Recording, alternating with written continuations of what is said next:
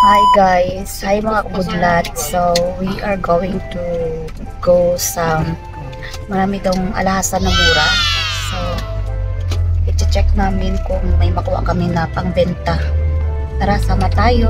Yes mga kabudlat, you heard it right. I never stop thinking kung paano pa magkakaroon ng extra income. Kasi sa totoo lang no, kung sahod lang ang pag-uusapan, lagi pong walang natira. Kung tatanungin ninyo kung ano pa ang aking racket, online seller rin po ako.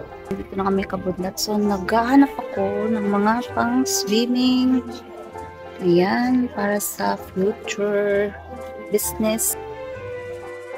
Nag-check ako ng mga bag, baka kasi may bago pa at mukhang mamahali na pwede nating ibenta pag ako'y umuwi ng Pilipinas. Naku, pang Jollibee din yan.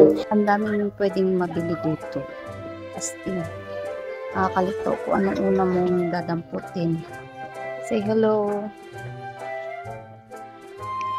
Nag-check na rin ako ng mga panglalaki. Kasi marami din naman akong gusto na gusto ng mga t-shirt para sa kanilang mga jowa o asawa.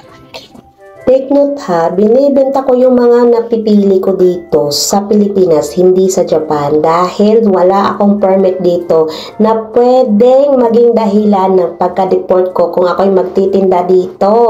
Side hustle o kung ano pa mang tawag dyan, basta nakakatulong na pangdagdag sa sahod ninyo. Guys, hindi ako mahilig sa mga bag ha, pero please lang, bumili din naman kayo. Freeze! Nag-check na rin ako ng mga pang-borloloy natin, na mga gagamit natin sa ating mga lakad at for vlogging, o diba, ang arte-arte lang. Mga kabudlat, huwag mahiya na magkaroon ng side hustle kung ito ay legal lang naman. Malay natin sa malit na negosyo magiging financial breakthrough natin. Laban mga nanay!